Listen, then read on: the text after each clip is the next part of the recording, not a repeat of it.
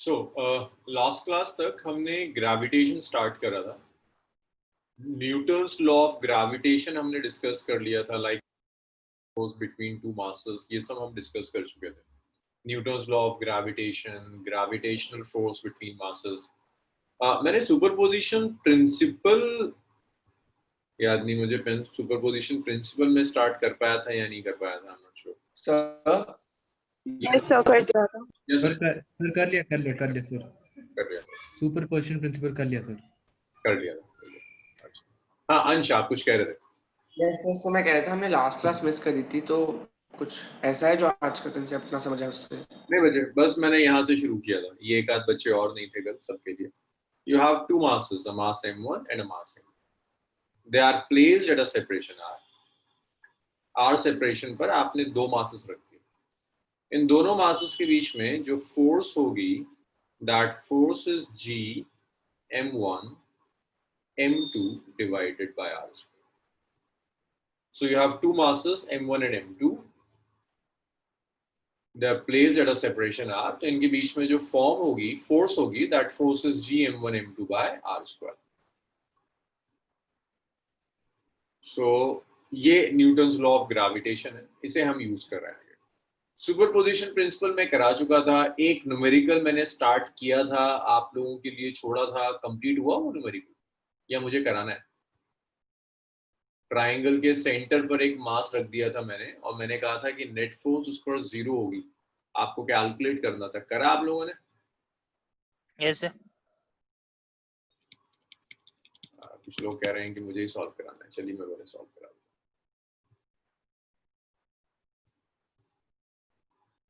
ये बहुत बेसिक सी कैलकुलेशन थी ना, कि आपने 3 मासेस ले लिए, बस कैस्पल 5 मिनट लगेंगे यार, कुछ बच्चों से शायद सॉल्व हुआ नहीं। हर वर्टेक्स पर एक मास है, मास है भाई, सेम मासेस थे ना वर्टेक्स पर, मास है। इक्विलेटरल ट्राइंगल है, हर साइड ए मान लेते हैं। सेंटर पर यहाँ एक मास रखा है, जरा बताओ कौन सा मास रखा है सेंटर पे? स्मॉल एम था या कैपिटल एम था? Capital M. क्या कैपिटल यहाँ कैपिटल एम रखा है, दिस इज कैपिटल,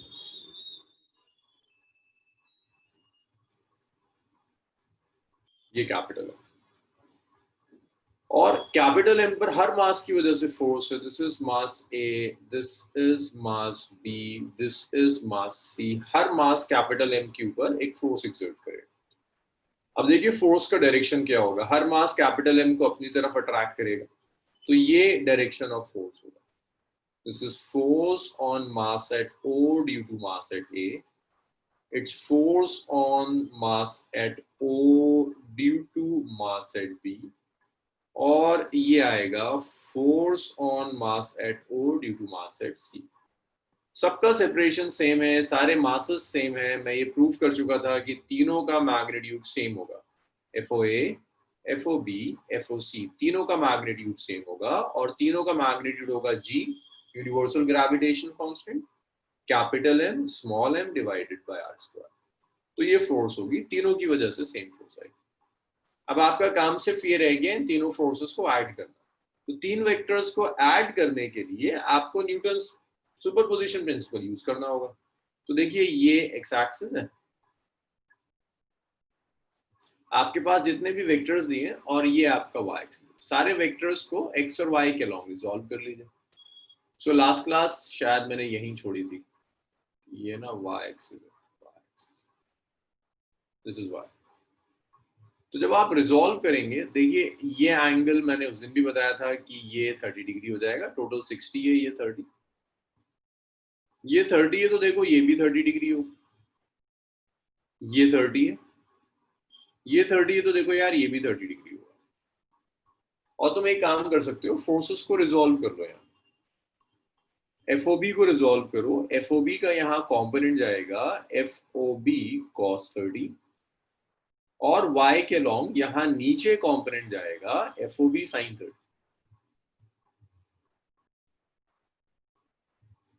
ऐसी FOC है एंगल 30 डिग्री, FOC के components low, it's FOC cos 30 and this is downwards, which is FOC sin 30. और ऊपर जो एक्ट कर रहा है that force is FOA only. तो net force along x axis.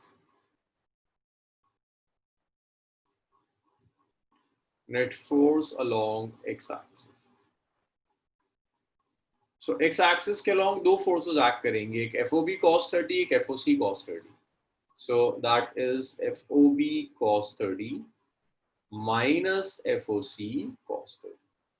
देखिए FOB और FOC दोनों का मैग्नीट्यूड सेम है, FOB is equal to FOC, तो दोनों टर्म्स तो सेम हो गई, कैंसिल कर देंगे, x के अलोंग नेट फोर्स इज 0. इसी तरह से आपको नेट फोर्स चाहिए अलोंग y एक्सिस, आपको चाहिए net force along y axis. So y axis के अलोंग जब आप नेट फोर्स लेंगे तो देखिए y के अलोंग तीन फोर्सेस हैं, एक FOA है, एक FOC sin 30 है, एक FOB sin 30. तो आप तीन फोर्सेस ऐसे लिखेंगे, FOA minus FOC sin 30 minus FOB sin 30.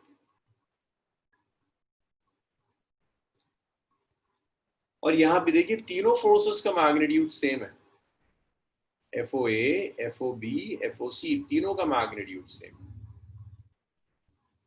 तीनों की जगह एक ही चीज रख दीजिए, तो FY आ गया FOA minus FOA sin 30 is half minus FOA sin 30 is half. तो ये आ गया FOA minus FOA.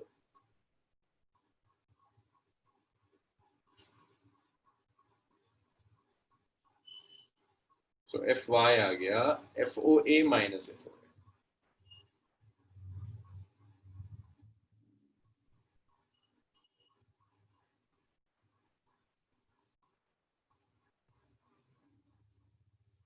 So x-axis के along net force 0, y-axis के along net force 0. That means net force on m. भाई m पर जो net force होगी वो x और y वाली forces को ऐड करने के बाद आएगी. तो दोनों ही forces 0, तो net force m पर 0 है. ये बताइए, इसमें कोई डाउट है किसी को? सिंपल कैलकुलेशंस है, बस आपने रिजॉल्व किया और ऐड कर दिया. This is basically superposition principle.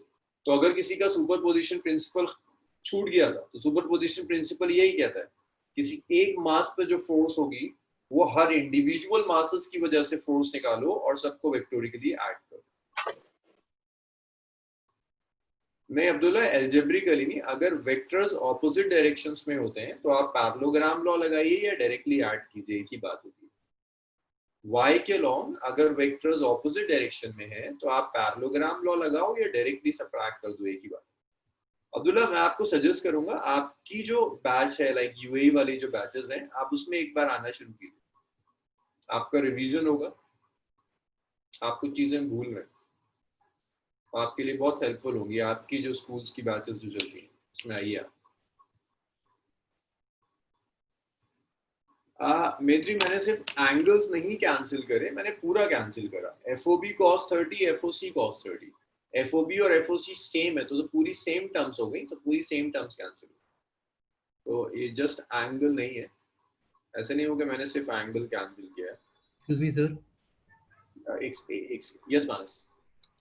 Sir, please explain net force along y-axis एक बार फिर से. देखिए y के लॉन्ग दो फोर्सेस एक्ट कर रही हैं, एक FOA. You have three forces along y-axis. The one is this FOA, another is FOC sin 30, and the last one is FOB sin 30. So three forces along y-axis. So the net force along y-axis is simply, तो net क्या होगा देखो, FOA and FOC sin 30, they're acting in opposite directions. तो ऐसे cases में हम क्या करते हैं, we consider one of the direction as positive. तो मैंने upwards positive ले लिया, due to which this FOA is positive, FOC sin 30 is positive, FOB sin 30 is positive. So FOC, FOB sub FOA के equal है. So it's FOA minus FOA by 2 minus FOA by 2. It's FOA minus FOA gets cancelled out. So FY is 0. Anubhav, is it clear now? Sir, by 2 कहाँ से आया sir? Sin 30, sin 30. अच्छा हाँ sorry sir.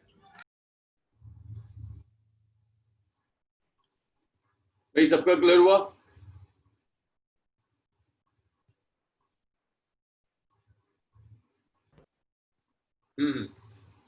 हाँ Abdullah parallelogram से करेंगे, लेकिन अगर कुछ बचता तो बिल्कुल वैसे ही कर देते ना, root over F X square plus F Y square plus 2 fx F Y. अरे मैं इसलिए नहीं कह रहा तुम्हें दूसरी बैच में आने के लिए कि तुम भूल गए हो, मैं इसलिए कह रहा हूँ कि एक बार और रिवाइज हो जाएगा। इसलिए बस इतना होता है कि आदमी 2 बार रिवाइज करे तो बेटर है, इसे परमानेंट मेमोरी में चली जाए।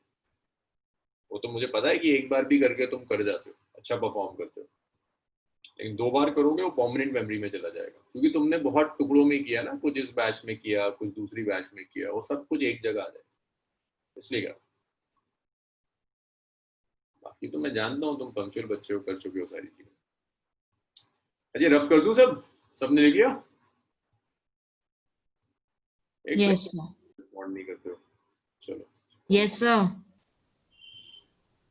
चलो थोड़ा सा ना धीरे धीरे कर कर क्वेश्चंस का स्टैंडर्ड बढ़ाते हैं। एक और क्वेश्चन दे रहा हूँ, बहुत इजी है, लेकिन वो क्वेश्चन ये चेक कर लेगा कि तुम सुपरपोजिशन प्रिंसिपल समझे हो या तुमने सुपरपोजिशन प्रिंसिपल रटा है। जैसे एक ये क्वेश्चन है कि gravitational force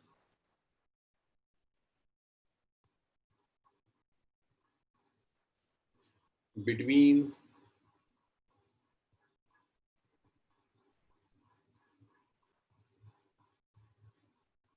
two point masses m and capital M separated by a distance r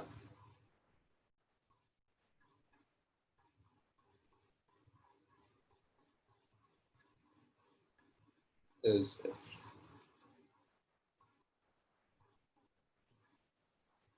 If a point mass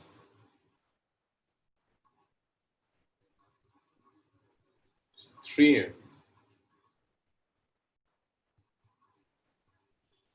is placed next to m,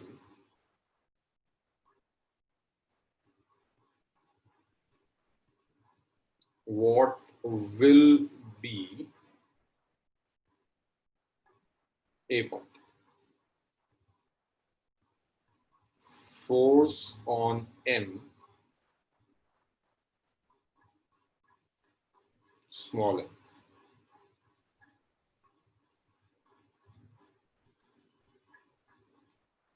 Total force on capital. चलो ये करके दिखाओ।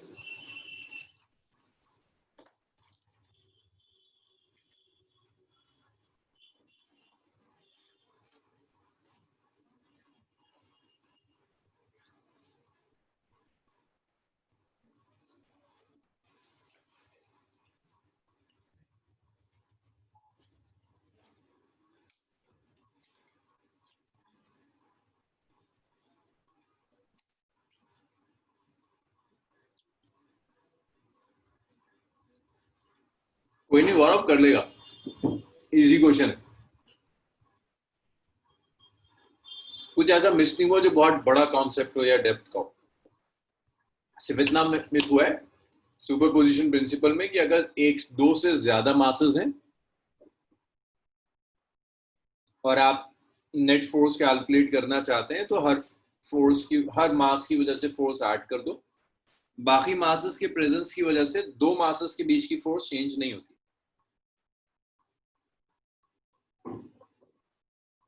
भाई मैं आपको सिर्फ इसमें 4 मिनट दे पाऊंगा, 48 हो रहा है, 52 पर मैं सॉल्व करना शुरू कर दूंगा दोनों पार्ट्स। आंसर्स लिखिए।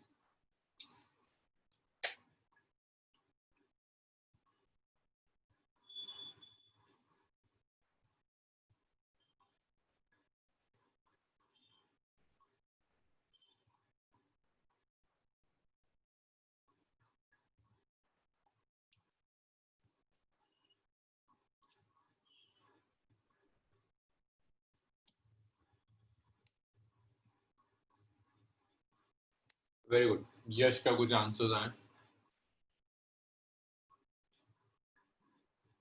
मानस का आया। Manas, your answer should be in terms of f, right? So if one is f, your all answer should be in terms of f only.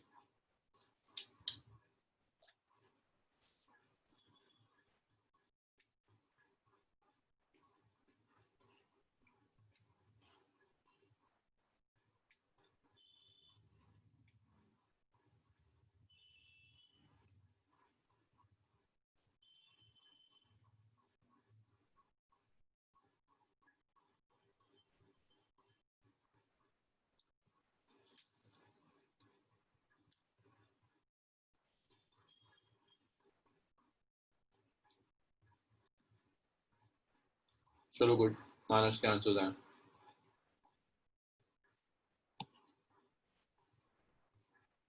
दो मिनट और हैं। अंश, अंशिका दिमाग चलाओ अपना, टफ नहीं है ये। अनुभव,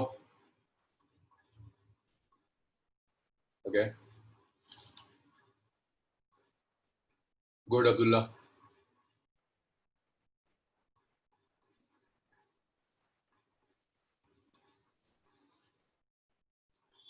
इंडिविजुअल फोर्स में गौरव नेट फोर्स चेंज होगी, इंडिविजुअल में चेंज नहीं आएगा, नेट में चेंज आएगी।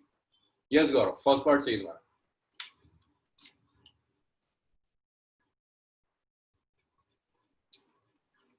सर यस, सर 3m और m का सेपरेशन कितना?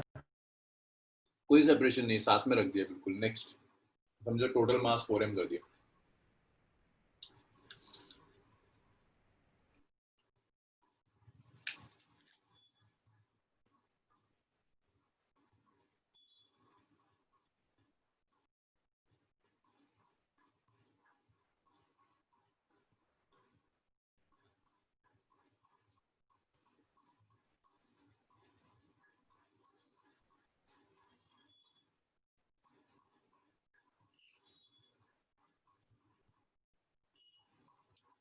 भाई 10-20 सेकंड और रह गए, बस हो गया। चलिए, अच्छा मुझे एक और आप लोगों से बात करनी थी, जरा मैं सॉल्व तो बाद में करूंगा, पहले जरा सुनिए। अभी आप लोगों के जब स्कूल एग्जाम्स है ना, कुछ बच्चों के डाउट्स वगैरह आते हैं, कुछ की मैंने डाउट क्लास ली थी। तो डाउट क्लास में जब मैं न्यूमेरिकल्स ले रहा था तो काफी बच्चों का ये कहना था कि सर स्कूल में न्यूमेरिकल नहीं पूछते, तो न्यूमेरिकल हम छोड़ के जा रहे हैं। जब स्कूल में आता ही नहीं तो न्यूमेरिकल से क्या फायदा होगा, जो थ्योरी वोरी और सीधे सीधे क्वेश्चंस आते हैं वो हम करके चले जाएंगे। और उन्होंने जब नोट्स रिवाइज करे थे मेरे, तो वो भी ऐसे रिवाइज करे थे जहाँ टफ न्यूमेरिकल मैंने कराया हुआ छोड़ दिया। स्पेशली जो फ्राइडे वाला सेक्शन है वो तो रिवाइजन में आता ही नहीं है कई बच्चों के लिए। सो आपको क्या लगता है, लाइक न्यूमेरिकल हम क्यों कर रहे हैं? सिर्फ इसलिए कि उसको कुछ न्यूमेरिकल्स आप रट के चले जाओ, स्कूल एग्जाम में आए तो आपके मार्क्स आ जाएंगे? भाई न्यूमेरिकल्स आपकी जो क्रिएटिविटी होती है ना, आपकी जो इनोवेटिव स्किल्स होती है, उसे डेवलप करता है कहीं ना कहीं। मतलब ऐसी नहीं न्यूमेरिकल बुक्स में डाल दिए जाते हैं। ऐसी नहीं होता कि फिजिक्स के टीचर कहते हैं कि एचसी वर्मा सॉल्व करनी चाहिए, किसी को कोई शौक नहीं है। मतलब आपसे न्यूमेरिकल सॉल्व करा किसी का क्या भला हो जाएगा? लेकिन वो आपके लिए जरूरी है इस स्टेज पर। वो जो क्रिएटिविटी, वो जो इनोवेटिव स्किल्स हैं, जिसके लिए आजकल बड़े बड़े स्टार्टअप चल रहे हैं, लाइक व्हाइट हैट जूनियर, जो सिर्फ कोडिंग कराता है बच्चों को। क्यों करा रहा है? क्या फायदा होगा उससे? मतलब एक 6 क्लास का 8 क्लास का बच्चा कोडिंग करके क्या कर लेगा? वो कोडिंग तो वो कॉलेज में आके तब भी सीख लेगा। उस एज में कराने का बस मतलब इतना सा है कि वो बच्चा सॉल्व करना सीख जाए, वो सॉल्विंग स्किल्स उसके अंदर आ जाए। और वही डिफरेंशिएट करता है आगे जाकर कि आपके आगे का कैरियर कैसे होने वाला। एक बंदा होता है जो जिंदगी भर बैंक में बैठकर सिर्फ ठप्पे लगा रहा होता है, मतलब आपको उस तरह की जॉब या उस तरह के बिजनेसेस करने हैं। और एक होते हैं छोटे छोटे बच्चे, अच्छे अच्छे स्टार्टअप्स खड़े करके ले जाते हैं। तो बच्चे होते हैं कॉलेज से निकले और उन्हें गूगल ने हायर कर दिया। वो डिफरेंसेस यहाँ से आने शुरू होते हैं कि आप कितना सोच पाते हैं। अब बड़ा अजीब सा लगा मुझे कि अच्छा सर बस ये रटवा दो मुझे, मेरा एग्जाम निकल जाएगा। और कईयों को तो उसकी भी टेंशन नहीं थी, क्योंकि स्कूल एग्जाम्स ऑनलाइन होते हैं तो आप चीटिंग करके निकल सकते हो। अब आज तो चीटिंग करके निकल जाओगे ना, आप नेक्स्ट ईयर चीटिंग करके निकल जाओगे। चलो अगर वो भी ऑनलाइन होगी, उसके बाद की लाइफ। जो बच्चा वर्कआउट कर रहा है वो, उसकी स्किल्स आपसे ज्यादा स्ट्रांग है, उसका ब्रेन आपसे ज्यादा स्ट्रांग है, उसका आईक्यू लेवल आपसे ज्यादा अच्छा हो गया। जब 10th आप पास करते हैं ना, तो 9.1, 9.2, 9.3 वाले सब होते हैं साइंस में। लेकिन जब आप 12th निकाल कर लेकर जाते हो तो एक बच्चा जेई निकाल जाता है, एक के लिए 12th में 70 लाना भी मुश्किल। वो डिफरेंस आईक्यू लेवल का अपने आप नहीं आ जाता, वो आपकी ये जो न्यूमेरिकल्स आपकी बुक में डाले जाते हैं, उसको सॉल्व करना, उसके बारे में सोचना, वो चीजें वो डिफरेंस पैदा करती हैं। तो मेरा सजेशन है, आप जितनी जल्दी इस चीज को समझ जाए उतना अच्छा है। मतलब आपकी कॉलेज लाइफ बर्बाद होकर रह जाएगी कि अगर आपका सिर्फ मकसद ये है कि किसी तरह से स्कूल एग्जाम्स के अंदर आपके नंबर आ जाए, तो भला नहीं होना उससे। अब कोई नहीं पूछेगा आपसे जाके कि आपके 11th के अंदर 40 नंबर आए थे, आपके 90 मार्क्स आए। लेकिन हाँ, ये चीज जरूर मैटर करेगी कि आपने सीखा कितना था, आपका वो आईक्यू लेवल कहाँ तक डेवलप हुआ। और सिर्फ इसीलिए इतने न्यूमेरिकल्स कराने होते हैं। जैसे आप कहते हो ना कि मेरा सिलेबस स्लो हो जाता है, उसके रीजंस यही है कि मैं इतना टाइम आपको देता हूँ कि आप सोचें। कुछ लोग उसको यूटिलाइज करते हैं, मतलब लिटरली सोचते हैं, करते हैं, और कुछ उसको वेस्ट करते होंगे कि बस मैंने न्यूमेरिकल दिया, वो दिख तो रहा नहीं है मुझे कोई क्या कर रहा है, कोई लेट गया, कोई घर के बाकी काम करने लगा। इसका नुकसान आज आपको नहीं दिखेगा, लेकिन जैसे ही आप कॉलेज में जाएंगे, कॉलेज में एक क्रीम लेयर होगी जिसे सब एक्सपेक्ट करेंगे कि ओके ये बहुत अच्छी जगह जाएगा, और एक वो लेयर होगी जो सिर्फ रटती है। इसके बारे में सबको पता होगा कि इसको कोई ढंग की कंपनी भी लेकर नहीं जाने। स्टार्टअप तो छोड़ दो, बिजनेस तो तब शुरू होते हैं जब आपका दिमाग कईयों से बहुत तेज चल रहा हो। तो आपके ऊपर है कि आप आज से 4-5 साल के बाद अपनी लाइफ कैसे देखते, डिफरेंस यहीं से दिखने लगता है। तो ये बच्चे जो ट्राई भी नहीं करते, न्यूमेरिकल दिया मतलब ही नहीं है कुछ, क्या आएगा क्या नहीं आएगा, आप लाइफ में कहीं ना कहीं पीछे रह जाओगे। सुधांशु, बिजनेस के लिए दिमाग होना चाहिए, कॉमर्स या कुछ नहीं। अब जो एंटरप्रेन्योर्स होते हैं they are really very sharp people, बहुत बहुत शार्प हाई के लेवल के लोग जो सोच सकते हैं, ऑफ द ट्रैक सोच सकते हैं, जो बड़ा मुश्किल होता है। वो इंसान जिसने हमेशा रटा हो, और उससे आप कहो कि मैं उस बिजनेस की बात नहीं कर रहा जो अब फादर खुलवा देंगे कि आपको एक शॉप खुलवा के बिठा दिया। अगर आप ढंग में कुछ करना चाहते हैं, कुछ आगे लेकर जाना चाहते हैं, तो एटलीस्ट आप में इतनी तो कैपेबिलिटी हो ना कि आप सोच पाए। दूसरा, आप हार्ड वर्किंग हो। जो क्लास 11th में 2 घंटे नहीं दे सकता पढ़ाई को, जो यहाँ भी चीटिंग कर रहा है, वो आगे जाके क्या एस्टैब्लिश करेगा?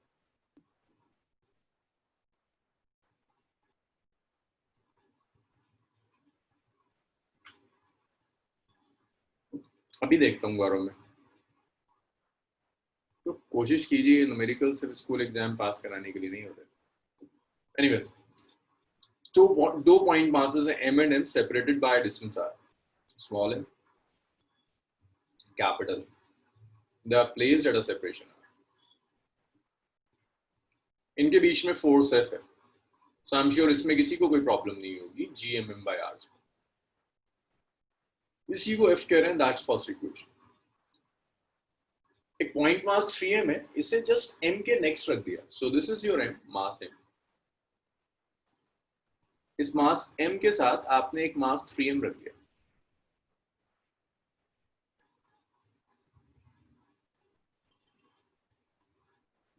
और ये रहा कैपिटल M। तो फर्स्ट पार्ट में वो आपसे कहता है what will be the force on capital M due to 3m, due to m।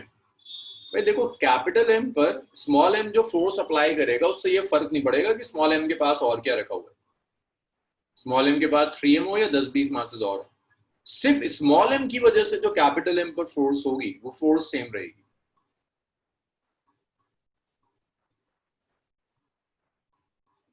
The force is just gmm by r square. That's equation number 2. और इसी कैपिटल M के ऊपर what will be the force on capital M due to m, है ना? तो capital M पर m की वजह से जो फोर्स होगी, हाँ तो m ही तो कह रहा हूँ ना अब्दुल्ला। देखिए, gravitational force between 2 point masses small m and capital M, है ना? एक मास स्मॉल m है, दूसरा मास कैपिटल M है, सेपरेशन आ रहा है। इन दोनों के बीच में जो फोर्स है, दैट फोर्स इज एक पॉइंट मास 3m को स्मॉल m के पास रख दिया। अब मैं कह रहा हूँ, अब भी फोर्स किसके ऊपर चाहिए? Capital M due to.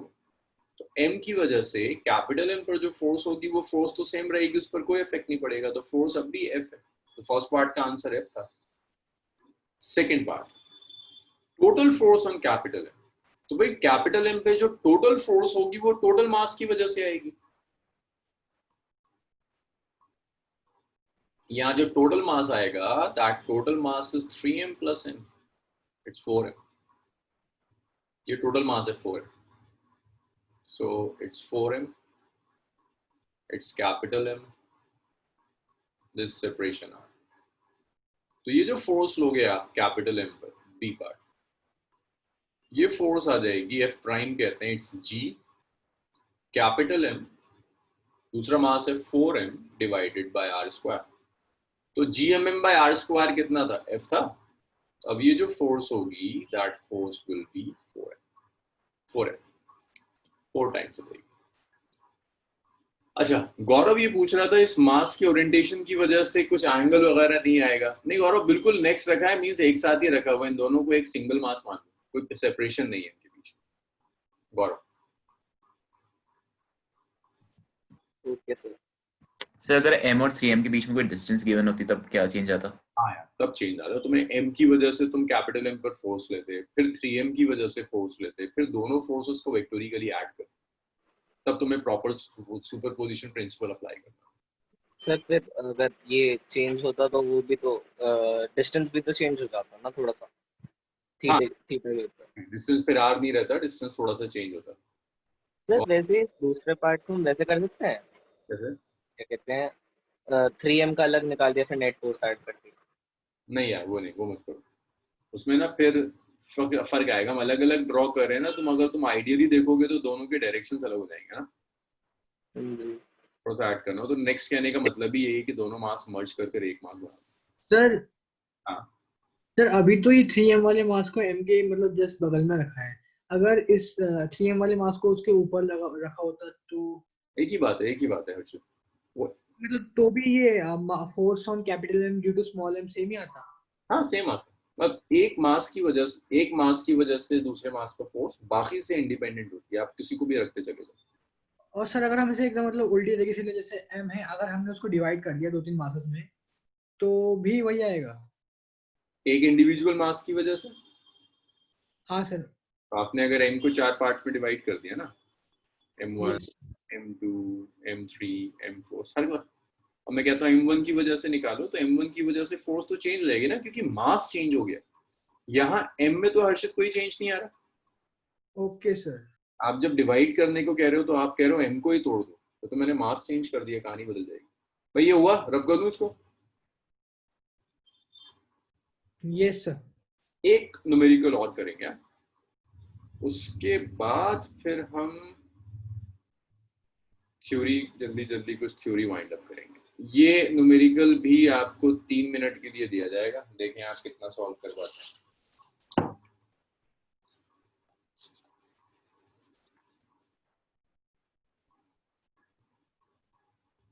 अब मुझे सबके आंसर्स चाहिए। 16 स्टूडेंट्स हैं अभी क्लास में, नहीं 17 है, तो 17 आंसर्स चाहिए।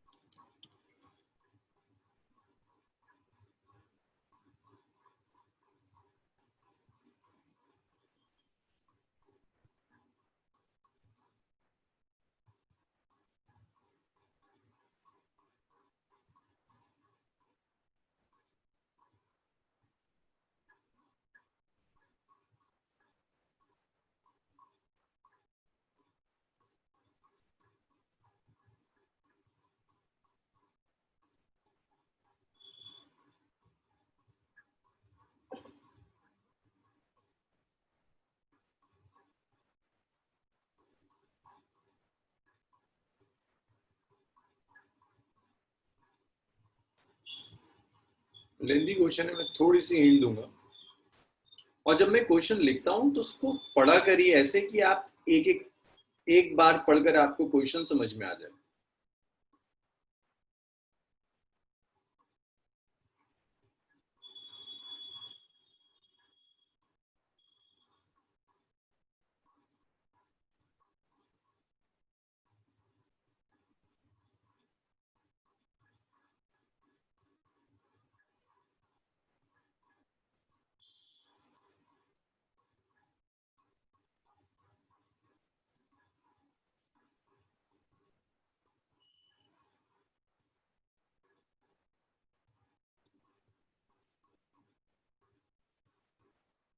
देखिए,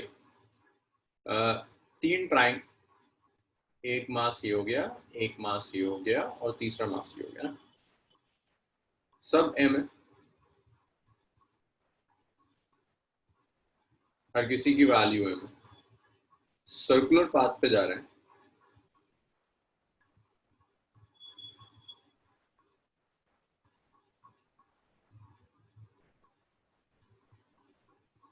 साइड इज है, ईच साइड इज है,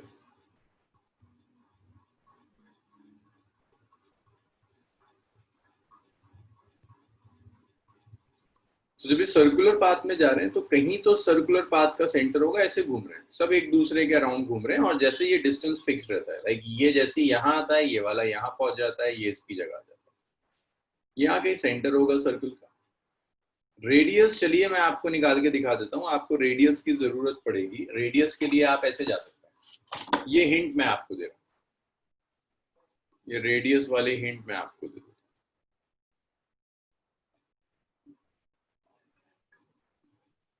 a/2, ये एंगल है 30 डिग्री, तो आप लिख सकते हैं ना cos 30 जो होगा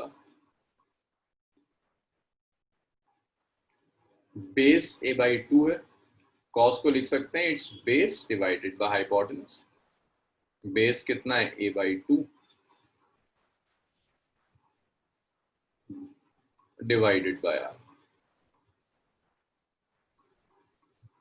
तो आप यहां से निकाल सकते हो, आपका r कितना आ जाएगा, r आ जाएगा a/2 cos 30, cos 30 कितना होता है, √3/2, तो ये कैंसिल हो गया, आपका r आ गया इट्स a/√3। ये रेडियस है सर्कल का, जिस रेडियस में ये घूमेगा, वो आपसे कह रहा है वेलोसिटी कैलकुलेट करनी है, और हिंट में एक चीज और लिख रहा हूं, सेंट्रीपिटल फोर्स होती है mv²/r। अब करिए, जरा ट्राई करिए, 6-7 हो रहे हैं, पूरे 4 मिनट है इसके लिए भी, 6-11 पर मैं सॉल्व करूंगा, 6-11। सर हाँ गौरव। इन तीनों मासेस पे एक दूसरे की ही फोर्स ऑफ अट्रैक्शन लग रही है ना, मतलब हाँ, बिल्कुल बिल्कुल गौरव, तो हर तो अगर इनकी फोर्स ऑफ अट्रैक्शन ही लग रही है तो मतलब तीनों की वेलोसिटी भी सेम ही होगी। बिल्कुल, अब वो जितनी भी वेलोसिटी से चले तो वो अगर एट मोमेंट ऑफ टाइम तो उतने ही डिस्टेंस पे होंगे, तो फिर यही तो हमें चाहिए, तभी तो सर्कुलर पाथ बनेगा, अगर अलग अलग वेलोसिटी से जाते तो कोलाइड कर जाते। हाँ सर, तो उससे क्या कहते हैं, वेलोसिटी तो कुछ भी चलेगी ना। हाँ, कुछ भी जो भी होगी वो डिपेंड करेगी ना कितनी सेंट्रीपिटल फोर्स मिल रही है, अच्छा, वो सेंट्रीपिटल फोर्स कहाँ से मिलेगी, ग्रेविटेशन फोर्स। इक्विलेटरल ट्राइंगल है, angle between them is 60 degree. 4 minute है, करो, गलत आए कोई बात नहीं, एक निकल गया, जिसमें से 1 मिनट निकल गया, 3 मिनट बचे, लेकिन 3 मिनट जितना दिमाग तुम्हारा लग सकता है करो, मुझे नहीं, अपनी एनालिटिकल स्किल्स चेक किया करो कि तुम्हारी एनालिटिकल स्किल्स कैसी, और आंसर अगर चैट रूम में रख दो तो मेरे लिए आसान हो जाता है, आंसर देख कर ही डिसाइड करना है कि तुम कहाँ गलत सोच रहे हो, इसीलिए मैं बोलता हूँ आंसर बताते रहो, मुझे तो सोल्यूशन कराना ही है, आप गलत आंसर भी लिखेंगे, मेरे लिए डिसाइड करना आसान हो जाएगा कि आप कहाँ गलत कर रहे थे, तो मैं कोशिश करता हूँ कि सोल्यूशन में उस चीज को इंक्लूड कर दूं जो गलती आप कर रहे हो, तभी पॉसिबल है जब आप मुझे बताएंगे एटलीस्ट आंसर क्या आ रहा है।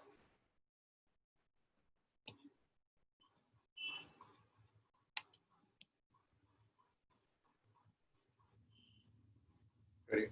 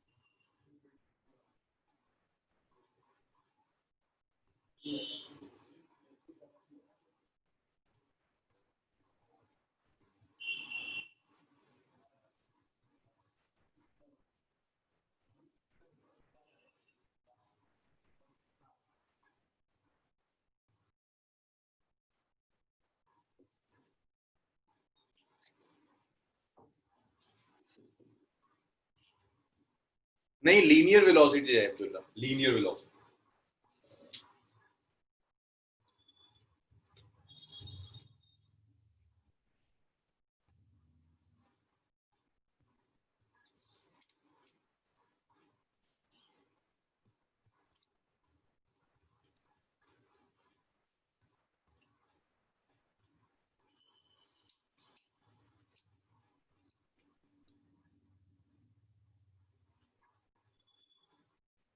चलो गुड, हर्षित का कुछ आंसर आया।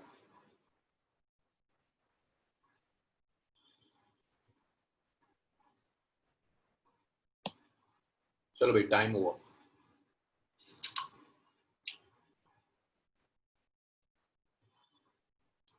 ओके,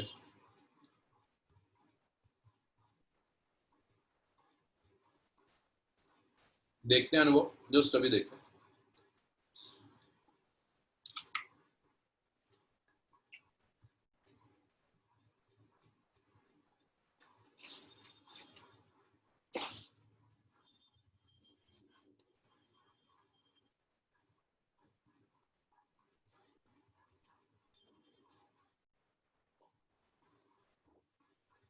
चलिए, इसके बाद मैं सॉल्व करूँ। तो देखो यहाँ होगा क्या, किसी एक पार्टिकल का मोशन देख लो।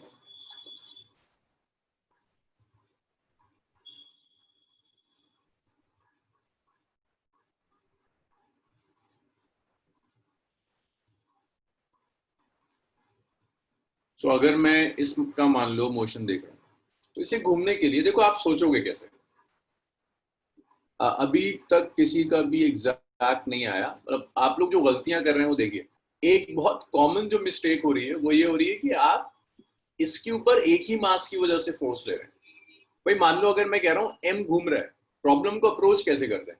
पहले आप ये सोचो कि ये जो मास घूम रहा है सर्कुलर ट्रैक के ऊपर, इस पर फोर्सेस कौन कौन अप्लाई कर रहा है? इसके ऊपर दो मासेस ग्रेविटेशनल फोर्स एक्सर्ट करेंगे। एक, अगर मैं इसे कहता हूं मास 1, इसका नाम दे दिया 2 और इसका नाम दे दिया 3। मास 1, मास 2 और मास 3 ये ग्रेविटेशनल फोर्स एक्सर्ट कर रहे हैं। तो मास 2, 3 पर जो ग्रेविटेशनल फोर्स है 1 और 2 दोनों की वजह से। सो ये है फोर्स ऑन 3 ड्यू टू 1, ये है फोर्स ऑन 3। हाँ, कुछ माइनस कब सही लग रहा है देखो, इसको अपनी गलती का एहसास हो गया, ठीक हो गया। माइनस कब ठीक लग रहा है?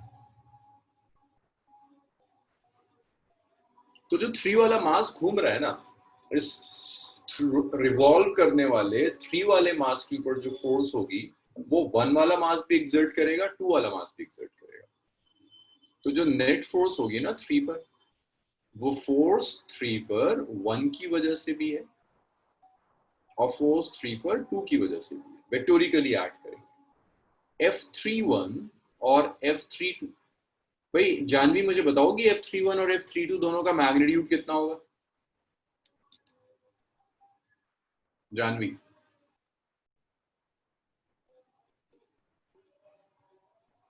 तो आंसर्स नहीं आते ना, तुम लोगों को नहीं बताएगी।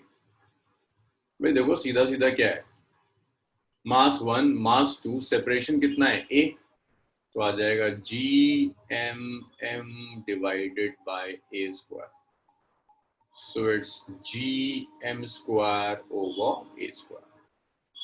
F31 और F32 में एंगल कितना है? 60 डिग्री। तो तुम ऐसे लिख सकते हो F3 हो जाएगा root over F31 square, F32 square, 2F31 into F32 into cos 60।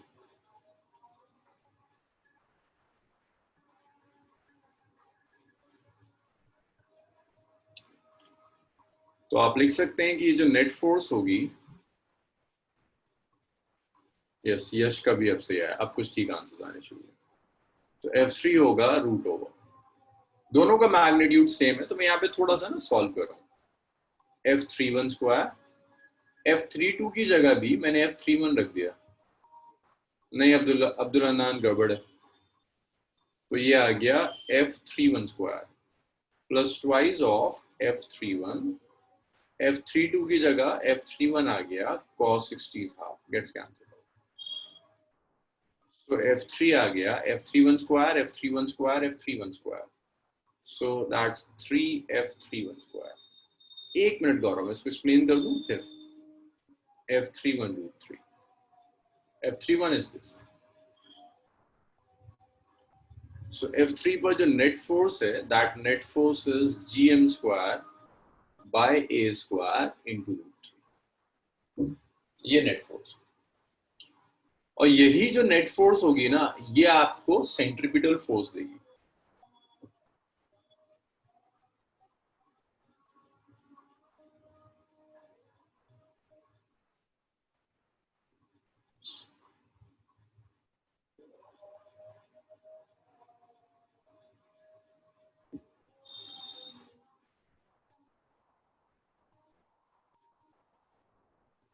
तो ये ग्रेविटेशनल फोर्स आपको सेंट्रिपिटल फोर्स प्रोवाइड करेगी. तो आप लिख सकते हो कि भाई सेंट्रिपिटल फोर्स ग्रेविटेशनल फोर्स के इक्वल. सेंट्रिपिटल फोर्स कितनी है? It's mv square by r.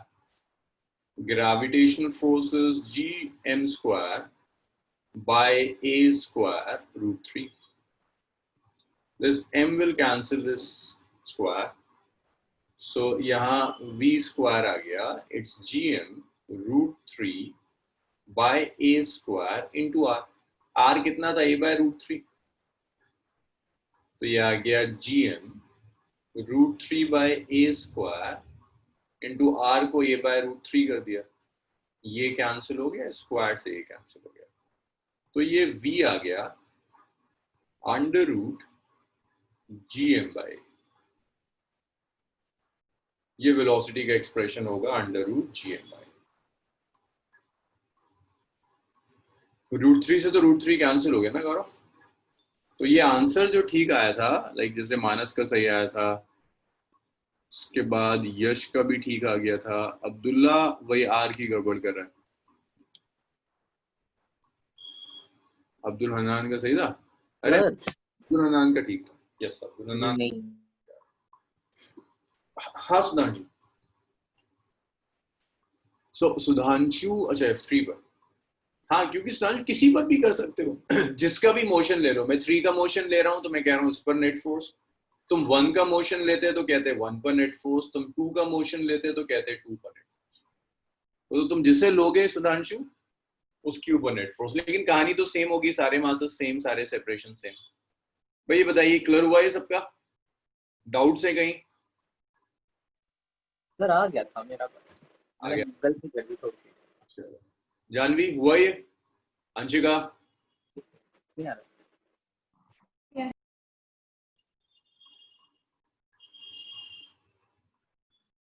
Doubt नहीं.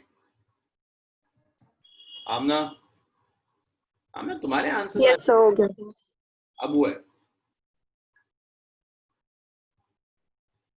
चलो सर अगर यहाँ पर को टाइम निकालना होता तो कैसे निकालते? 2 पाई r by v. मान लो अगर वो कहता है टाइम निकालो तो time is 2 pi r by v. Radius निकाल लिया. वेलोसिटी से वेलोसिटी को निकाल दो रेडियस की टर्म्स में. ये रहा वेलोसिटी की वैल्यू रख दो. एक सर्कल कंप्लीट करने का. रब कर दूं इसको?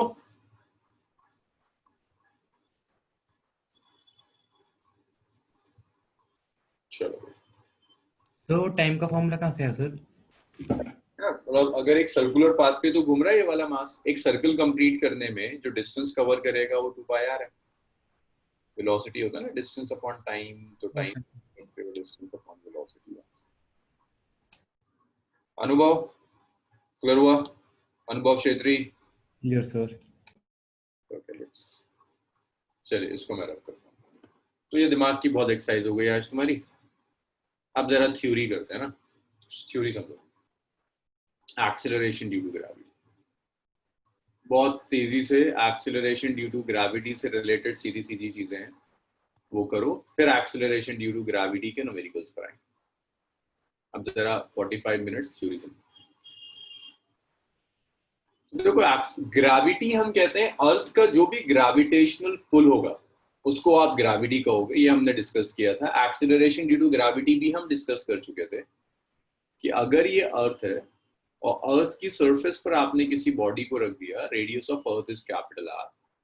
मतलब ये मैं लास्ट क्लास में डिस्कस कर चुका हूँ ऑलरेडी, फिर भी कुछ बच्चे नए, मैं बता रहा हूँ। ये रेडियस आर है अर्थ का mass is capital M, this is your earth. Capital R is radius of earth,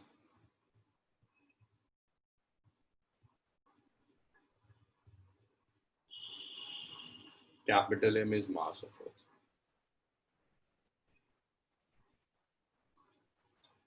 ये सेंटर है अर्थ का। यहां आपको एक्सेलरेशन ड्यू टू ग्रेविटी चाहिए सरफेस ऑफ अर्थ पर। तो on the surface of earth भाई इसे बहुत ढंग से देखिएगा ताकि कल के आप न्यूमेरिकल्स कर पाए। अगर आपके कॉन्सेप्ट्स क्लियर नहीं है तो फिर तो न्यूमेरिकल दिमाग चलेगा कैसे? कॉन्सेप्ट्स तो होने चाहिए। G is G M by R square. जब इसे आप सॉल्व कर लेते हैं तो इसकी वैल्यू आपकी 9.8 मीटर पर सेकेंड स्क्वायर हो जाती है। तो ये डिस्कशन हम ऑलरेडी कर चुके थे कि अर्थ की सरफेस पर अगर आपने कोई बॉडी रख दी तो अर्थ की ग्रेविटेशनल फोर्स की वजह से उस बॉडी में एक एक्सेलरेशन होगा which is known as acceleration due to gravity. अब आपको सीखना है variation of acceleration due to gravity. Variation of acceleration due to gravity. अच्छा एक चीज और है, आप में से ना कुछ लोगों से बिल्कुल न्यूमेरिकल सॉल्व नहीं होते हैं। लाइक उनको अगर मैं फॉर्मूला बता दूं और तो फिर वो कर लेंगे। जैसे मैंने लास्ट न्यूमेरिकल अभी कराया, अब मास चेंज कर कर मैं आपको मासेस देता चला जाऊं तो वो करते चले जाएंगे। अब मैं कितना चेंज कर दूं हो जाएगा, वो सोच नहीं पाते। तो सोचने के लिए पहली चीज आती है डेरिवेशन से। एक एक स्टेप डेरिवेशन का ढंग से देखो, एक एक स्टेप कैलकुलेट करो ताकि जब न्यूमेरिकल्स आए तो 30% टास्क आपका कवर हो जाए। Variation of acceleration due to gravity. तो देखो एक्सेलरेशन ड्यू टू ग्रेविटी का वेरिएशन कैसे होगा। जी को आपने लिख दिया it's G M divided by R square. ये जी की वैल्यू है G M by R square. ये कहां पर थी? सरफेस के ऊपर। लेकिन अगर मैं बॉडी को कुछ हाइट पे ले जाऊं, ये अर्थ है, अर्थ का रेडियस आर है, यहां ले गया मैं बॉडी को कुछ हाइट पर ले गया, तो देखो अर्थ के सेंटर से जो सेपरेशन हो जाएगा ना उसे मैं स्मॉल आर कहता हूं, आर प्लस एच। तो value of acceleration due to gravity, value of acceleration due to gravity at height H. H height पर एक्सेलरेशन ड्यू टू ग्रेविटी की जो वैल्यू होगी उसे जी प्राइम कहेंगे। Mass is capital M, G prime होगा G M by R square. ये आएगा G M by R plus H square. तो एच हाइट पर एक्सेलरेशन ड्यू टू ग्रेविटी की ये value it's G M by it's R plus H square. This is value of acceleration due to gravity at height H. आप इसे भी याद रख सकते हैं, लेकिन आपको याद रखना होगा स्मॉल आर है क्या। तो यहां से एटलीस्ट ये याद रखना जी प्राइम आर स्क्वायर के इनवर्सली प्रोपोर्शनल। अब ये एक्सप्रेशन ठीक है काम कर जाएगा, लेकिन न्यूमेरिकल्स में ना बड़ी लंबी कैलकुलेशन है। आर ऐड करो एच में, एम की वैल्यू रखो, जी की वैल्यू रखो, ये टफ है। हमेशा हम कोशिश करते हैं इस एक्सप्रेशन को इसमें कन्वर्ट करने, क्योंकि स्मॉल जी की वैल्यू 9.8 पता होती है। तो देखो आगे हम जो कुछ भी करेंगे वो सिर्फ इसलिए करेंगे कि स्मॉल जी को इस जी में कन्वर्ट कर। अदरवाइज तो फॉर्मूला आ गया, यहां से कैलकुलेट कर सकते हो। तो जी एम बाय आर, यहां से देखो आर कॉमन ले लो। जब आर कॉमन लोगे तो बाहर आर स्क्वायर आएगा, 1 प्लस एच बाय आर का whole square G prime. Ansh इस G M by R square को कुछ लिख सकते हैं? इतनी देर में रिस्पॉन्स किया। Small G. इस G M by R square को कुछ लिख सकते हैं Ansh? Yes sir, small G. Small G, very good. So small G by 1 plus H by R का होल स्क्वायर। इसको ऊपर ले जाओ। So your small G is G, it's, आप यहां भी छोड़ सकते हो, मैं थोड़ा सा और इसे कैलकुलेट करता हूं। 1 प्लस एच बाय आर की power -2, that's your G prime.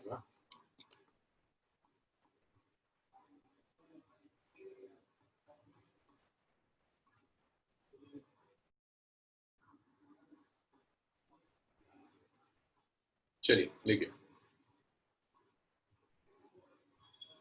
इतना लिखिए।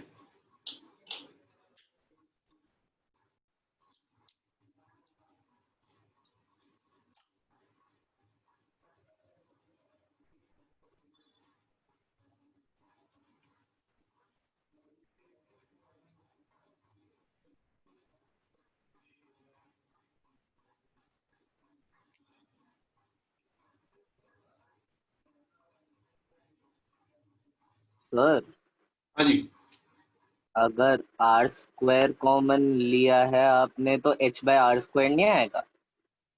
होल स्क्वायर है ना ऊपर। असल में हाँ मैंने आर कॉमन लिया गौरव, जब वो बाहर आया तो स्क्वायर हो गया। हाँ ठीक है। Excuse me, sir. हाँ जी, ये सुनो। For this minus 2, the power minus 2, sir, won't we use binomial expansion to simplify the terms? Yes, we will use binomial expansion the next step. We will use binomial.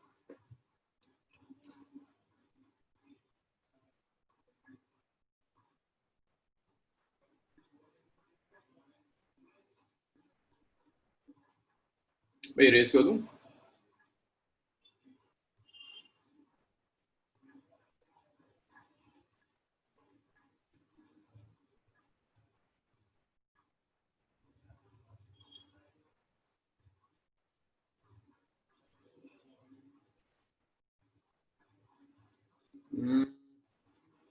Sir sir हाँ, sir वो sir वो थोड़ा मैं net week आ रहा था sir, एक बार आप बता देंगे आपने ये एक्सप्रेशन कैसे लिखा है एक्सेलरेशन मैंने सिर्फ ये लिखा अर्षद कि ये अर्थ है, अर्थ की सरफेस से कुछ h हाइट पे बॉडी को लेके। सर ये नहीं सर, ये एक्सेलरेशन ड्यू टू ग्रेविटी वाला। पहला वाला, ये वाला, यस सर यस सर। ये तो मैंने लास्ट क्लास का लिखा है कि अगर अर्थ है, अर्थ की सरफेस पर मैंने एक पॉइंट ले लिया, radius of the earth is capital R, mass is capital M, तो सरफेस पे जो पॉइंट होगा उस पर एक्सेलरेशन ड्यू टू ग्रेविटी की वैल्यू gm/r² होती है। ये मैंने आज नहीं किया हर्षित, मैं लास्ट क्लास को उठा लिया था। और ये आया है, अगर तुम पलट के देखो ना, फोर्स बाय मास से आया था कि पहले मैंने यहाँ एक मास रखा, उस पर ग्रेविटेशनल फोर्स लिया और उसी मास से डिवाइड कर दिया। Okay sir. अब्दुल्ला पूछ रहा है gr²/r+h का स्क्वायर। नहीं यार अब्दुल्ला, ये तो किसी हाल में नहीं आएगा ना। सर अब्दुल्ला ये वाला देखो, इसको ना ऐसे लिख सकते हैं, टीचर ने ही लिख पाया होगा, gm/r+h को r कह दिया जो मैंने यहाँ लिखा है। अब उसने ये भी करा होगा, ये जो r है ना अब्दुल्ला, जो आप कह रहे हैं, ये दो अलग अलग r हैं, वो तो बस खींचने वाली चीज है। एक मिनट मैत्री, अब्दुल्ला कह रहा है कुछ एक्सप्रेशन में देख लो। तो ये जो है ना gm/r+h का होल स्क्वायर, आप एक काम कर सकते हैं, r² से नीचे मल्टीप्लाई कर दीजिए, r² से ऊपर मल्टीप्लाई कर दीजिए। gm/r² को आप g कह दीजिए, gr²/r+h²। समझ में अब्दुल्ला जो आप कह रहे हैं वो कैसे लिखा जाएगा?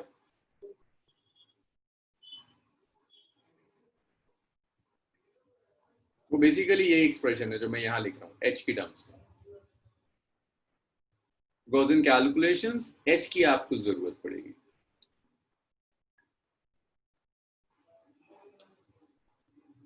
सर हाँ मित्री, यस आप बताइए। सर क्या कहते हैं, आपने जो लास्ट में लिखा है ना g'(gm/r²) 1+h/r का, सर वो एक बार फिर से बता दीजिए, लास्ट सेकंड लास्ट स्टेप का। इसको बस मैं ऊपर ले गया, जब मैं ऊपर ले जाऊंगा न्यूमरेटर में तो पावर के साथ क्या होगा? सर नहीं, वो समझ में आ गया मुझे, वो सब समझ में आ गया, लेकिन वो r² आपने जो कॉमन निकाला ना, वो कहाँ से निकाला? ये था ना r+h², r देखो यहाँ लिखा हूँ, r+h का होल स्क्वायर, इसमें मैंने r कॉमन ले लिया, ऐसे समझो। जब मैं r कॉमन लूंगा तो बाहर, इसको मैंने ऐसे r जब मैं यहाँ कॉमन लूंगा तो ये आएगा 1+h/r, यही तो बचेगा मित्री, पूरे का होल स्क्वायर है, तो अल्टीमेटली यही तो बचा, r² 1+h/r²। बताइए मित्री, हुआ क्लियर? सर h/r कैसे हुआ, वही पूछ रही थी मैं। एलसीएम लेने, कॉमन लेने का मतलब यही होता है ना, इसको मैंने r से डिवाइड कर दिया, इसे भी r से डिवाइड कर दिया, तभी तो कॉमन आएगा। अच्छा ओके सर।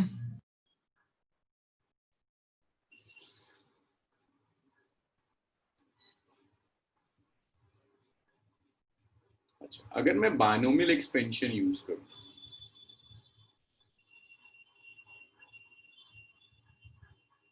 अगर मैं यूज कर रहा हूं बायनोमियल एक्सपेंशन, तो बायनोमियल एक्सपेंशन का मतलब है अगर मैं ऐसे लिखता हूँ 1 प्लस एक्स की power n is 1 plus n x, ये बायनोमियल एक्सपेंशन है, 1 plus x to the power n is 1 plus n x. इसके लिए कंडीशन बस ये होती है कि x 1 से छोटा होना चाहिए। अब ये मैं नहीं डिराइव करा सकता कि बायनोमियल कैसे आया, मैथ से तो कर लिया होगा, नहीं है तो टेंशन नहीं लेना। 1 प्लस एक्स की power n 1 plus n x. यहाँ देखो, instead of x you have h by r। अगर मैं आपसे कहता हूँ इस एक्सप्रेशन में g prime is g 1 plus h by r, देखो n की जगह कितना है यहाँ -2, लेकिन एक्सपेंड करने के लिए कंडीशन है कि ये 1 से बहुत छोटा होना चाहिए। तो ये तभी कर सकते हो जब हाइट r से बहुत कम होगी। बायनोमियल यूज करने के लिए, to use binomial expansion, your h by r should be less than 1, means your h should be very very less than radius of earth। Like आगे मैं जो कुछ भी लिखूंगा उसके लिए कंडीशन है कि हाइट रेडियस से बहुत कम होनी चाहिए। अर्थ का रेडियस कितना होता है 6400 किलोमीटर, तो आपकी हाइट होनी चाहिए 10 मीटर, 20 मीटर, 1 किलोमीटर, तब भी ठीक है। लेकिन ऐसा ना हो जाए कि आप 200 किलोमीटर की हाइट पे जाओ और जो मैं आगे लिखने वाला हूँ उसे यूज कर दो, वैलिड नहीं होगा। यहाँ खत्म हो गई कैलकुलेशन, यहाँ खत्म हो गई। आप क्या कर सकते हैं, बायनोमियल एक्सप्रेशन यूज करने के लिए इस -2 से यहाँ मल्टीप्लाई कर दीजिए। आप इसे सिंपली ऐसे लिख सकते हैं, g prime is g 1 minus 2h by r। जो -2 है यहाँ मल्टीप्लाई हो जाएगा, ये आ गया। लेकिन ये वैलिड तभी है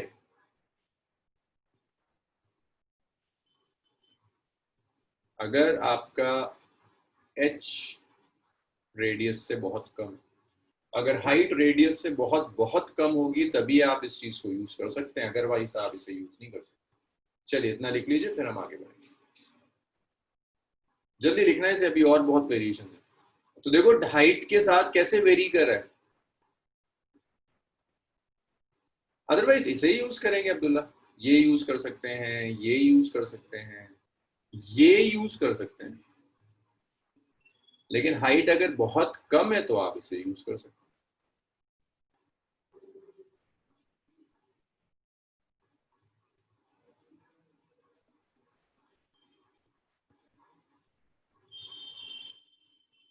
रब कर दूं ये? सर जितनी मतलब जितनी हाइट में ये बायनोमियल एक्सप्रेशन को यूज कर रहे हैं, एक्सपेंशन को यूज कर रहे हैं, उसमें इतना सिग्निफिकेंट चेंज नहीं आएगा ना जी डैश में। बहुत ज्यादा 1%, 2%, 10% तक शायद आ जाएगा, उससे ज्यादा। सर बहुत कम से मतलब 100 किलोमीटर से लेस होगा तो वैलिड है।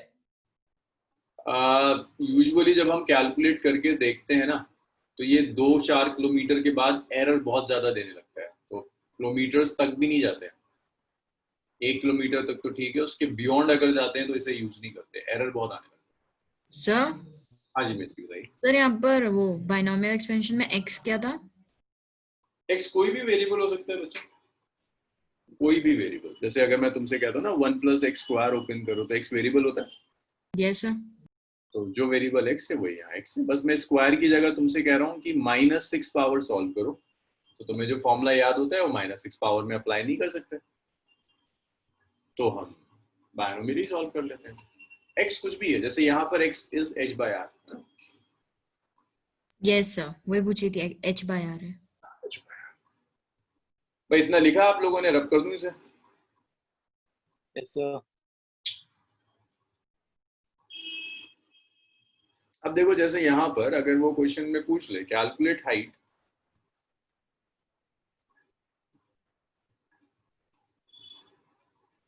at which value of acceleration due to gravity, अब यहाँ तुम बताओगे कि अप्रोक्सीमेशन वाला फॉर्मूला यूज करना है या नहीं करना। Decrease to half of its initial value.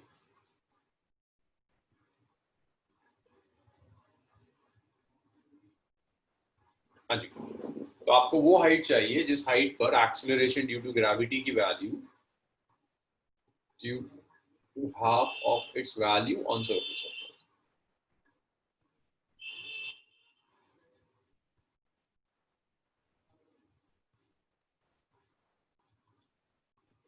half of its value on surface of Earth. That means G prime जो है वो 50% ऑफ G हो जाएगा. अब्दुल हन्नान वैल्यू रखने की जरूरत नहीं पड़ेगी. तो मतलब सिर्फ इतना है कि आपका जो G प्राइम है वो जस्ट 50% ऑफ G रह जाएगा, उससे ज्यादा नहीं. तो G prime is 50% of G. सो आप इसे लिख सकते हैं कि जो G प्राइम होगा वो 50/100 इंटू G. अब मुझे बताइए, क्या G प्राइम के लिए मैं अप्रोक्सीमेशन वाला फॉर्मूला यूज कर सकता हूँ? मतलब ये आपका नहीं कर सकते यार. 50% चेंज के लिए तो अच्छी खासी हाइट चाहिए, तो उसमें आपको यही यूज करना होगा. It's GM by R square, which is 50/100 G, और 1/2 G लिख दूं. So can you explain this part again? Yes. So this G prime, ये जो G prime हम use कर रहे हैं, this G prime is value of acceleration due to gravity over some height h. At height h you have two formula. Either you can use GM by R square, or you can use its G 1 minus 2h by R. तो आपको पहले decide करना है which one is more appropriate. ये आप use नहीं कर सकते, क्योंकि ये आप तब यूज करते हैं जब हाइट बहुत कम. एंड सिंपल लॉजिक, अगर हाइट बहुत कम होगी तो 50% चेंज नहीं आएगा. 50% चेंज आ रहा है, दैट मीन्स हाइट सिग्निफिकेंट होगी. नॉट 1% हर्षित, मे बी 4-5% तक हो जाएगा. So is it clear now? This, so I just substituted G prime as GM by R square, and this is 50% of G means G by 2. Abdullah, that's the same formula. GM by, you can write this as GM by R square. You can write this as GM by 1 plus, not 1 plus, R plus H square. ये आपकी choice है, आप इसको जैसा भी घुमा फिरा के जहां से आसान लगे वैसे यूज करो. अनुभव क्लियर? Yes, sir. No. अब इशू ये है कि अगर मैं यहाँ वैल्यू रखना शुरू करूँ, देखो मैं तुम्हें वैल्यू रख के दिखाऊं. G की जगह 6.67 into 10 raised power minus 11 रख दूं, M की जगह 6 into 10 raised power 24 रख दूं, तब भी मेरा R आ जाएगा. बट प्रैक्टिकली इसे कैलकुलेट करने बैठोगे बहुत टाइम जाएगा तुम्हारा. तो कोशिश करते हैं इसे स्मॉल G में कन्वर्ट करने की. तो स्मॉल G में कन्वर्ट करने के लिए आपको क्या चाहिए? कैपिटल R ही तो चाहिए. कैपिटल R से यहाँ डिवाइड कर दो, कैपिटल R से यहाँ मल्टीप्लाई कर दो. अभी छोटी छोटी ट्रिक्स हैं, कुछ लोग याद कर लेते हैं इसे, कुछ नहीं करते याद कि अच्छा चलो ये तो न्यूमेरिकल सॉल्व करते हुए इतना दिमाग खुल जाएगा कि ये आ गया GM by R square, ऐसे G लिख दिया आपने. So it's G R square by R square is G by 2. G से G कैंसिल हो गया, तो ये आपको मिल गया it's R square by R square is 1 by. आपको स्मॉल r चाहिए, तो R स्क्वायर आ गया 2R स्क्वायर. स्मॉल, आपको तो हाइट कैलकुलेट करनी है ना, स्मॉल r को लिख सकते हैं R प्लस h का स्क्वायर. दोनों साइड रूट ले डालिए, तो ये आ गया √2 R प्लस h. देखना यार मैंने कहीं कोई गड़बड़ तो नहीं करी है. 2 times capital R नहीं होगा सर? हाँ देखा,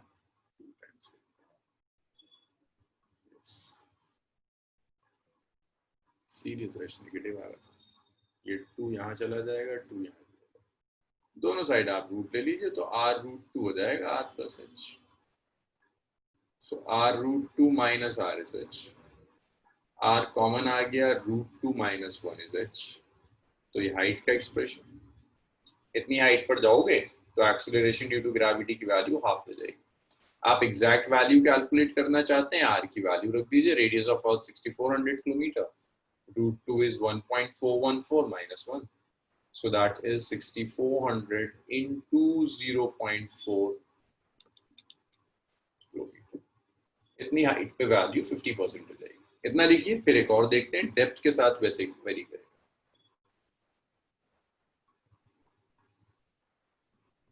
जल्दी जल्दी लिखो इसको जरा, डेप्थ भी आज वाइंड अप करना है. और इसमें कोई डाउट है तो बताइएगा मुझे.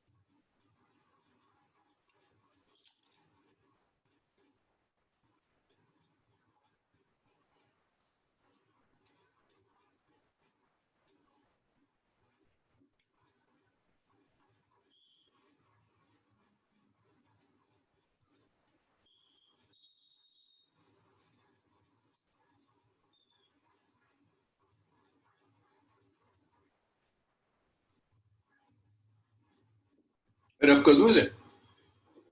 Yes sir. तो यस। जो एक्सप्रेशन आया था इसमें कैपिटल आर वो जिस साइड तक रेस करा है वहां से लेके अर्थ के सेंटर तक की वो थी कितनी डिस्टेंस है? Capital R is always radius of Earth. The small r is the separation from center to the point. Capital R is always radius. This is height. This whole is small r. Thank you. Okay. इसके बाद next है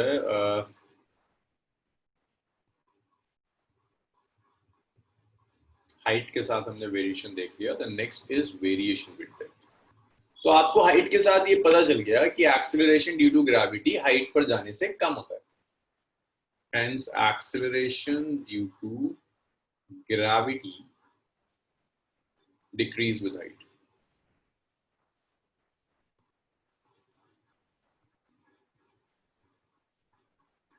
So, जैसे जैसे आप Heights पर चढ़ते चले जाएंगे, एक्सेलरेशन ड्यू टू ग्रेविटी बढ़ने की जगह कम होता है।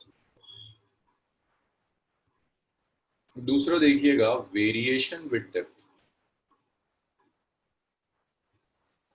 एक्सेलरेशन ड्यू टू ग्रेविटी में की वैल्यू में डेप्थ के साथ कैसे वेरिएशन होगा, डेप्थ के साथ कैसे वेरी करती है। मान लीजिए ये अर्थ है,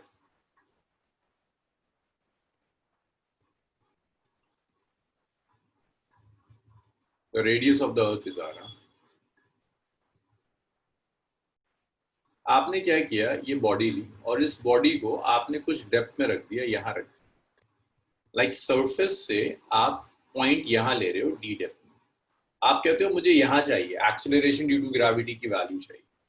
तो देखो ये जो पूरा है ये तो आर है, ये जो पॉइंट बचेगा इसका सेपरेशन बचेगा r माइनस डी। इस r माइनस डी को हम स्मॉल आर कहते हैं। अर्थ के सेंटर से जिस पॉइंट पर आप acceleration due to gravity calculate कर रहे हैं उसका separation. So separation of point P in depth D from center। तो सेंटर से जो सेपरेशन होगा ये सेपरेशन होगा r माइनस, ये सेपरेशन हो गया सेंटर से पॉइंट।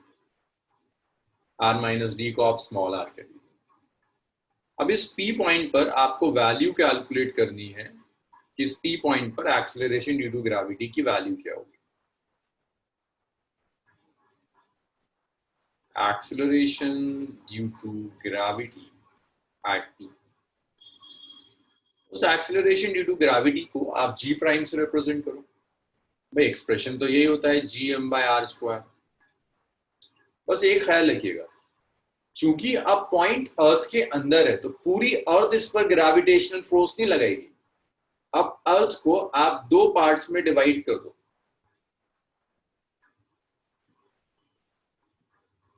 अर्थ को आप दो पार्ट्स में डिवाइड कर दो। ये जो पॉइंट P है, एक अर्थ का पोर्शन होगा जो पॉइंट P के अंदर है, ये वाला। एक का अर्थ का पोर्शन होगा जो पॉइंट P के बाहर जाएगा। ये ग्रेविटेशनल फोर्स नहीं लगाएगा, ये एक्सेलरेशन ड्यू टू ग्रेविटी में कंट्रीब्यूट नहीं करेगा। सिर्फ और सिर्फ ये वाला पोर्शन जो अंदर है यहां, यही फोर्स भी लगाएगा, यही एक्सेलरेशन ड्यू टू ग्रेविटी में कंट्रीब्यूट भी करेगा। क्योंकि अर्थ ये रखा है ना, अर्थ के इस पॉइंट के अंदर जो अर्थ का पोर्शन ये फोर्स लगा, ऐसे एक बहुत बड़ा स्फीयर है, मैंने बॉडी यहां रख दी तो पूरा स्फीयर इस पर फोर्स लगाएगा। बॉडी को अंदर रख दो तो जो अंदर का मटेरियल है ना स्फीयर का, वही फोर्स अप्लाई करेगा। उसी की वजह से acceleration due to gravity.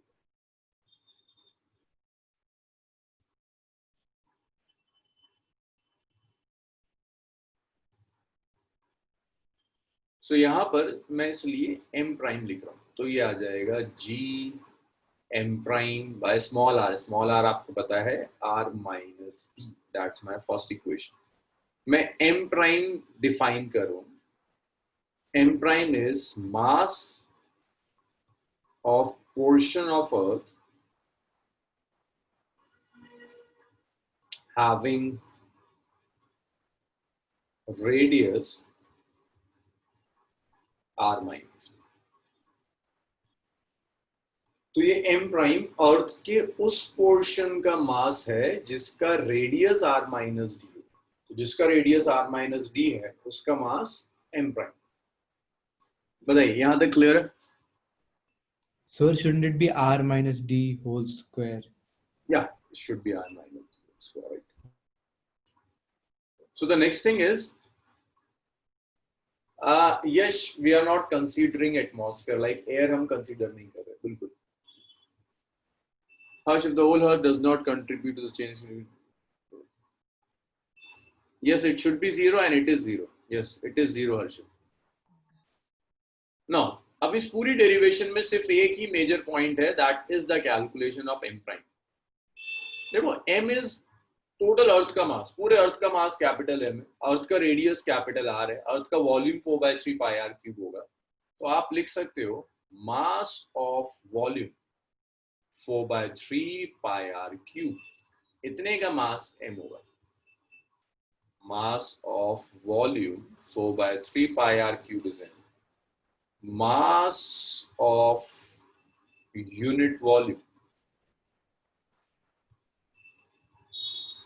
is m by 4/3 pi r। Unit volume का मास होगा m by 4/3 pi r। आपको कितने वॉल्यूम का मास चाहिए? r माइनस डी के corresponding.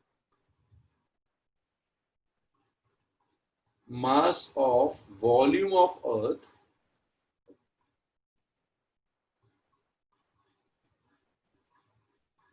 Four by 3 pi r minus d cube is unit volume का मास, गिवन वॉल्यूम से multiply कर दो, इसे m प्राइम कहेंगे। तो m प्राइम को आप ऐसे लिख सकते हैं ना, यूनिट वॉल्यूम का मास पाई r क्यूब और गिवन वॉल्यूम से मल्टीप्लाई कर दीजिए। 4/3 का pi will cancel this 4/3 pi, m prime आ जाएगा m r minus d cube by r cube. That is equation number 2. इतना लिखिए। यहां तक कोई डाउट है तो मुझे बताइए, जल्दी जल्दी लिखना है ताकि ये खत्म हो जाए आज की क्लास में।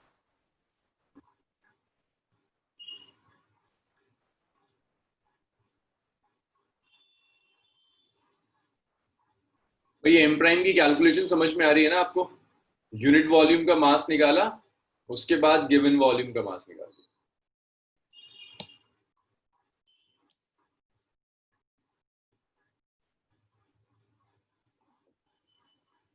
इसमें कहीं कोई डाउट है तो बताइए।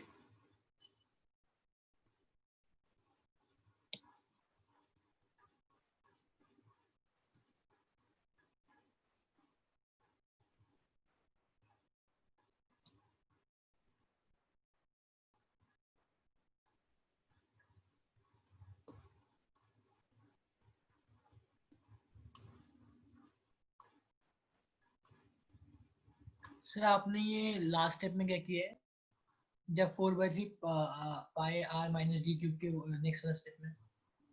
देखिए, अर्थ का टोटल वॉल्यूम इतना था, अर्थ का मास इतना था, मैंने यूनिटरी मेथड लगाया, यूनिट वॉल्यूम का मास निकाल दिया। अब मुझे जो m प्राइम चाहिए वो इतने पोर्शन का मास है, इतने पोर्शन का रेडियस कितना है r माइनस डी। तो मैंने लिख दिया mass of volume of earth, इतने वॉल्यूम का जो मास है उसे m प्राइम लिखा। यूनिट वॉल्यूम का मास हो गया तो इतने वॉल्यूम के मास के लिए क्या करोगे? इससे मल्टीप्लाई कर दो, मल्टीप्लाई कर दो। ठीक है? Yes sir. चलो गुड। तो यहां तक सब लिख चुके हैं, मैं स्टार्टिंग का पोर्शन रखता हूं। एक मिनट, जल्दी जल्दी लिखो, फिर सेकंड को 1 में रखना है, बस g प्राइम आ जाएगा। ऐसा हो गया। स्टार्टिंग का पोर्शन रखता हूं। तो देखिए, जब आप सेकंड को 1 में रखेंगे तो इसको यहां सब्स्टिट्यूट करिए, g by r minus d square multiplied by m prime. m prime is m r minus d cube over r। ये स्क्वायर से ये क्यूब कैंसिल हो गया, g प्राइम आ गया, it's gm by r cube multiplied by r minus d. अब आप इसे डिवाइड कर दीजिए, एक्सेलरेशन ड्यू टू ग्रेविटी बनाना ना, तो आप इसको कुछ ऐसे सोचोगे,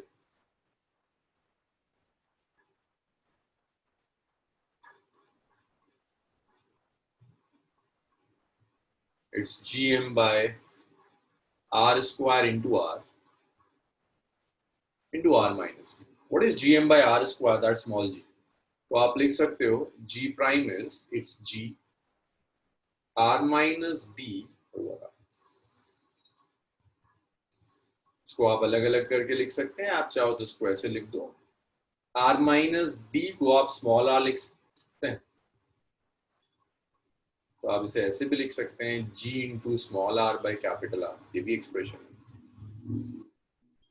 और आप चाहो तो ऐसे भी लिख सकते हो g r बाय r कर दिया, मैं अभी डाउट्स लेता हूँ, बस मैं इसको लिख दूं एक बार, r से r कैंसिल कर दीजिए 1 आ जाएगा, तो g प्राइम हो गया g 1 माइनस,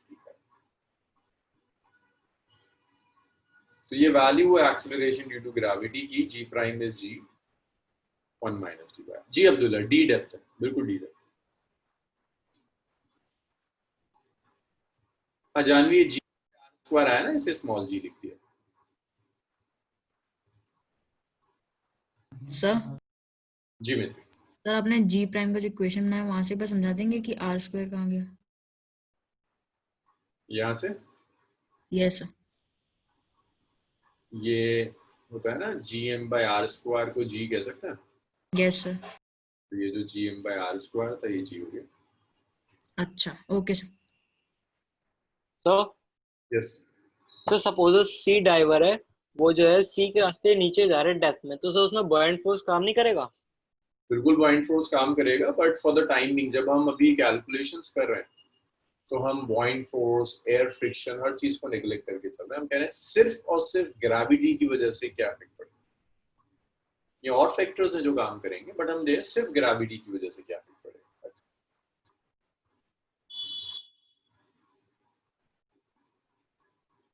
अभी बस ये लास्ट टॉपिक है आज का, इसके बाद मैं छोड़ दूंगा, class is over.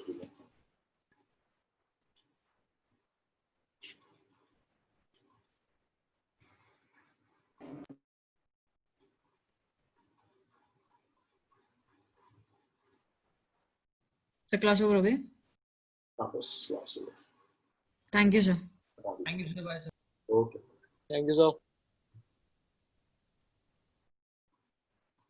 Thank you sir. Okay. Abdullah syllabus क्या है?